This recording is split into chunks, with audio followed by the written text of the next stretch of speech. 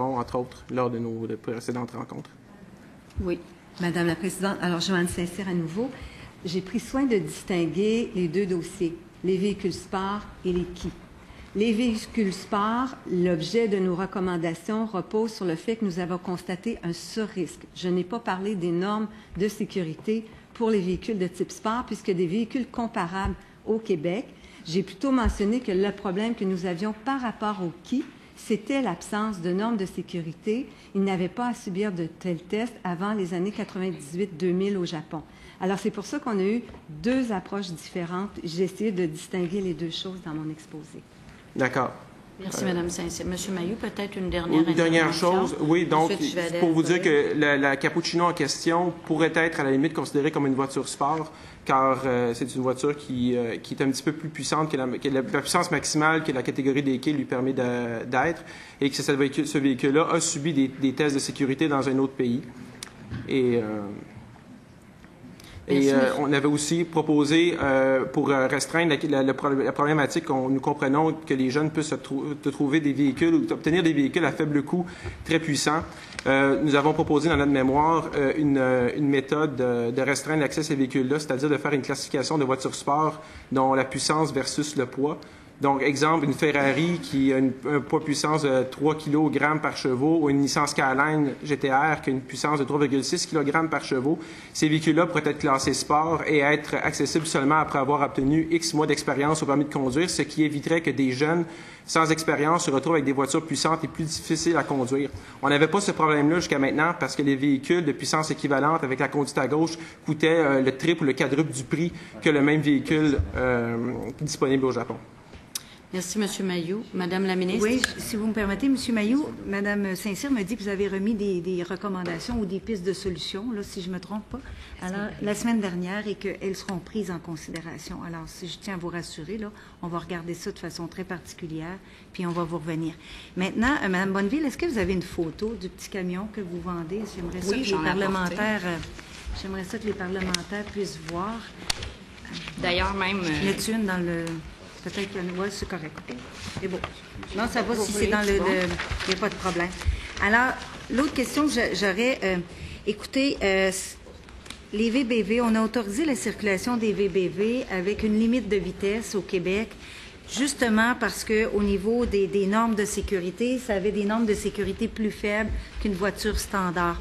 Et dans ce cas-là, on les autorisait à circuler dans des zones où le trafic là roulait pas à 100 puis à 120 ou peu importe, c'est sans la vitesse permise, là, mais où on circulait de façon plus rapide parce que ce matin, ils nous l'ont dit, le médecin, plus on circule vite, plus on a des chances que les traumatismes ou les blessures soient graves et que les décès soient au rendez-vous si on a un accident.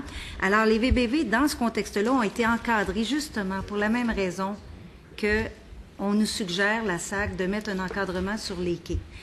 Parce que, justement, il n'y a pas eu de test de collision pour les véhicules avant 1998 parce qu'il y a une absence de normes de sécurité. On parlait, sur les bons chiffres, 43 pour un véhicule normal, un véhicule de promenade, 4 pour les VBV, puis on n'en a pas du tout pour les cases. Là. Alors, expliquez-moi là, pourquoi on devrait être plus tolérant ou moins exigeant pour un case qu'on l'a été pour un VBV, alors que c'est à peu près le même profil en termes de sécurité sur le réseau routier? Bien, en fait, premièrement, si vous me permettez, les VBV ont une vitesse maximale de 60 km/h. Alors que, juste pour préciser... Non, c'est pas... Juste pour préciser, oui. Mais juste pour préciser, une vitesse différente. Deuxièmement... Non, mais attends, Marlène. La limite de vitesse a été mise en place à partir des éléments de sécurité du véhicule. On comprend qu'un véhicule qui est moins sécuritaire, parce qu'au niveau de sa conception, qui est moins solide, je pense qu'il n'y a personne ici qui va mettre ça en doute qu'on ne le place pas sur une autoroute. Alors, je pense que personne ici, je pense que vous autres aussi, vous comprenez ça. Ce que je peux préciser pour répondre à votre question, Mme Boulay, oui. Il y a des véhicules spécifiquement dans la catégorie qui sont des véhicules, comme je l'ai mentionné en introduction, qui ont été autorisés par d'autres pays et qui ont passé des tests de collision. Par exemple, et comme on en a parlé avec M. Barry, le Suzuki Jimny qui fait partie de la catégorie qui est l'équivalent ici au Québec du Suzuki Samurai. Donc, probablement que la majorité... des hommes, je devrais dire, connaissent le Suzuki Samurai. C'est le même véhicule en tout point qui était commercialisé sous le nom de Samurai ici en Amérique du Nord, alors qu'ils étaient commercialisés sous le nom de Jimny. Ce n'est qu'un exemple. Il y a d'autres véhicules comme celui-là qui étaient commercialisés dans d'autres pays. Un autre point que j'aimerais juste apporter, si vous me le permettez, on parle depuis tout à l'heure qu'à partir de 98, 2000, il y a des normes ont été changées au niveau des véhicules qui. C'est à partir de ce moment-là où il y a eu des exigences spécifiques au niveau des tests de collision. Puis, si on regarde les véhicules, en fait, avant 98 ou avant 2000, peu importe l'année qu'on choisit, parce qu'il y a eu une année où c'est rentré en vigueur puis une année d'application. Si on regarde les véhicules avant l'entrée en application des normes au niveau de la collision versus après et qu'on les compare, les véhicules sont pour la plupart identiques en tout point, mis à part, évidemment, des petits changements esthétiques. Puis, à ce fait, j'ai même apporté des photos, si vous voulez, que je vous montre la différence. Mais ce sont, à toute fin pratique, le même véhicule qui était disponible avant et après la mise en application des normes de collision. Madame la ministre, il vous reste 3 minutes et demie. Je vais passer juste un commentaire, puis je vais laisser la parole, si vous me permettez, M. le Président. Ils peuvent s'apparenter puis avoir l'air pareil, mais ils n'ont toujours pas passé les tests de collision. Ils répondent pas aux normes de Transport Canada. Ce qui se fait dans d'autres pays, puis qu'ils aient répondu les cases à d'autres tests de collision dans d'autres pays, c'est pas nos règles chez nous. Alors nous, on vit pas en Europe, on vit pas dans d'autres pays, on vit au Canada. Et ces véhicules-là, s'ils ne répondent pas, s'ils n'ont pas passé les tests de collision, ils répondent pas aux normes. Là. Alors, même s'ils s'apparentent à d'autres, puis même si dans d'autres pays, alors nous autres, il faut se fier aux règles qui existent dans notre pays. Alors, c'est avec cette réglementation-là que les décisions, la recommandation de la SAC, elle est. Mais, Monsieur le Président, je vais laisser mon collègue poser des questions parce qu'il y avait certains éléments qu'il voulait. Oui, Monsieur le député de Chomédé, 2 minutes et demie. 2 minutes et demie. Donc, ça va être des questions à la fin. Si j'ai compris votre exposé, premièrement, bienvenue à vous quatre, mais si j'ai compris votre exposé, vous êtes le seul, présentement, distributeur, parce que tous les autres n'existent plus ou ont dû fermer leurs portes à cause d'un arrêté ministériel qui a amené que vous êtes les seuls à desservir tout le Québec. À ce qui reste, oui, qu'on peut desservir. Présentement, c'est ça. L'autre chose, c'est que vous répondez quoi? Parce que le Québec particulièrement est très avant-gardiste au niveau environnement. Et puisqu'on parle de véhicules de 15 ans, quand il y aura des normes environnementales obligeant inspection de véhicules de 10 ans, vous répondez quoi à ça? Parce qu'il y a certains de ces véhicules-là qui arrivent ici passablement modifiés ou qui le sont dans les heures ou les minutes qui vont tomber sur le chemin.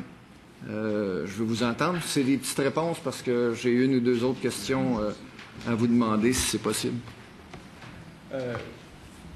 Pour répondre à votre question, nous avons hâte que ces normes-là rentrent en action au Québec parce que faire fonctionner un système anti-pollution sur une voiture est très, très simple. Et puis, c'est pas parce que la voiture a 15 ans ou plus que le système d'anti-pollution ne peut pas être mis à jour et répondre aux normes qui vont être actuelles au moment où la réglementation va venir en fonction. Si je peux juste me permettre Oui. Pour compléter, pour votre information, en Colombie-Britannique, il y a ces exigences-là au niveau des normes de pollution et tous les véhicules qui sont importés, tels les qui, doivent passer les tests en matière d'émissions et ils les passent sans problème. Donc, on vous invite effectivement à mettre ces exigences-là en place, puis on invite tous les autres véhicules du même âge qui sont actuellement sur les routes du Québec à passer les mêmes tests. Une dernière question, Monsieur le député de Chomédé. Vous avez mentionné tantôt que vous n'aviez pas d'informations à l'effet qu'en Ontario, il pouvait y avoir une quelconque interrogation relativement à la législation. Est-ce que vous avez les mêmes informations? Parce que j'ai des informations factuelles à l'effet que la Colombie-Britannique penche très sérieusement pour re-questionner la circulation sur les routes de Colombie-Britannique de ce genre de véhicules-là. Est-ce que vous avez cette information-là?